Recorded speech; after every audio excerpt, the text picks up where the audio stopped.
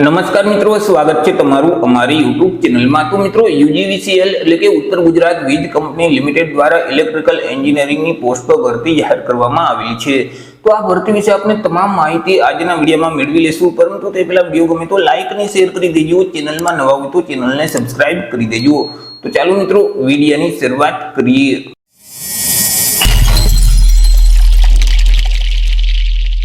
તો મિત્રો, આજે ભરતીનું નોટિફિકેશન છે તે યુજીવીસીએલ એટલે કે ઉત્તર ગુજરાત વીજ કંપની લિમિટેડ દ્વારા જાહેર કરવામાં આવ્યું છે। યુજીવીસીએલ દ્વારા જે એપ્રેન્ટિસની જગ્યાઓ ખાલી છે તો તે જગ્યાઓ ભરવા માટે લાયકાત ધરાવતા ઉમેદવાર પાસેથી અરજી ફોર્મ મંગાવવામાં આવેલા છે। તો સૌથી પહેલા મિત્રો, આપણે ચર્ચા કરી લેશું કંઈક અગત્યની તારીખ વિશે। હવે મિત્રો, આ જે ભરતી છે તેમાં જો તમારે અરજી કરવી હોય તો ઓનલાઈન અરજી ફોર્મ ભરવાનું રહેશે। અરજી ફોર્મ છે તે ઓલરેડી શરૂ કરી દેવામાં આવેલા છે। 12 માર્ચ 2025 થી અરજી ફોર્મ શરૂ કરવામાં આવેલા છે।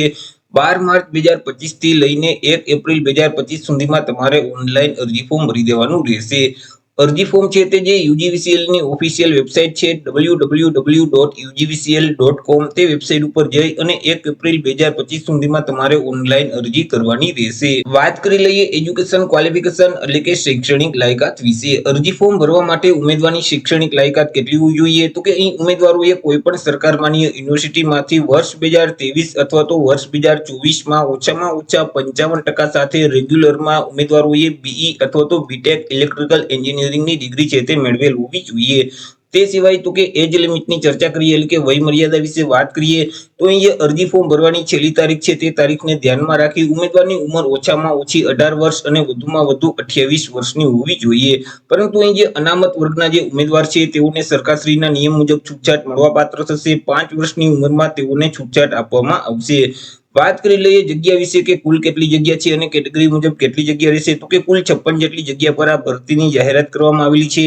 આ જે 56 જગ્યા છે તેમાંથી એસી કેટેગરીના જે ઉમેદવાર છે તેમના માટે 3 જગ્યા છે। 3 માંથી 2 જગ્યા છે તે પુરુષ ઉમેદવારની, જ્યારે 1 જગ્યા છે તે મહિલા ઉમેદવારની રહેશે। એસટી કેટેગરીના જે ઉમેદવાર છે તેમના માટે 8 જગ્યા છે। 8 માંથી 6 જગ્યા છે તે પુરુષ ઉમેદવારની, જ્યારે 2 જગ્યા છે તે મહિલા માટે રહેશે। ત્યાર પછી એસીબીસી એટલે કે સામાજિક અને શૈક્ષણિક રીતે પછાત વર્ગના જે ઉમેદવાર છે તેમના માટે 15 જેટલી જગ્યા છે। આ જે 15 જગ્યા છે તેમાંથી પુરુષ ઉમેદવાર માટે 10 જગ્યા, જ્યારે મહિલા માટે 5 જગ્યા રહેશે।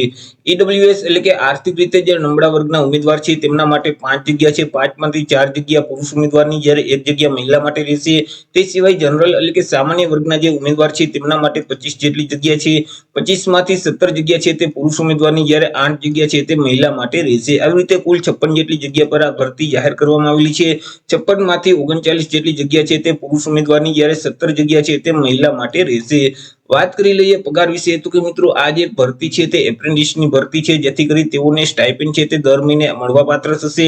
દર મહિને ₹9,000 નું સ્ટાઇપેન્ડ છે તે ઉમેદવારોને આપવામાં આવશે। વાત કરી લઈએ સિલેક્શન પ્રોસેસ વિશે કે ઉમેદવારનું સિલેક્શન છે તે કેવી રીતે કરવામાં આવશે। તો ઉમેદવારનું જે સિલેક્શન છે તે મેરિટના આધારે કરવામાં આવશે। અહીં કોઈ પણ પ્રકારની લેખિત કે મૌખિક પરીક્ષા લેવામાં નહીં આવે। તમે જે બીઈ અથવા બીટેક ઇલેક્ટ્રિકલ એન્જિનિયરિંગની ડિગ્રી મેળવેલ છે તેમાં જેટલી ટકાવારી મેળવેલ છે તે ટકાવારીના આધારે એક મેરિટ લિસ્ટ તૈયાર કરવામાં આવશે અને મેરિટના આધારે ઉમેદવારનું સિલેક્શન કરવામાં આવશે। ચર્ચા કરી લઈએ ડોક્યુમેન્ટ વિશે કે ડોક્યુમેન્ટ વેરિફિકેશન વખતે તમારે કયા કયા ડોક્યુમેન્ટ સાથે લઈ જવાના રહેશે। તો કે એક તાજેતરનો પાસપોર્ટ સાઇઝનો ફોટોગ્રાફ છે તે તમારે સાથે લઈ જવાનો રહેશે।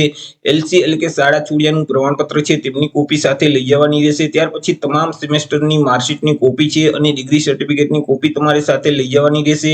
ત્યાર પછી તમારી માર્કશીટમાં જો ગ્રેડ સિસ્ટમ હોય તો તેવા સંજોગોમાં સંસ્થા અથવા તો યુનિવર્સિટી છે તેમનું મિત્રો ટકાવારીમાં કન્વર્ટનું એક સર્ટિફિકેટ તમારે સાથે લઈ જવાનું રહેશે। જો તમે અનામત વર્ગમાં આવતા હોય એટલે કે એસસી, એસટી, એસીબીસી અથવા તો ઈડબ્લ્યુએસ કેટેગરીમાં આવતા હોય તો જાતિના દાખલાની નકલ તમારે સાથે લઈ જવાની રહેશે। હેન્ડીકેપ ઉમેદવાર હોય તો શારીરિક રીતે વિકલાંગતાનું જે સર્ટિફિકેટ છે તેની કોપી પણ સાથે લઈ જવાની રહેશે।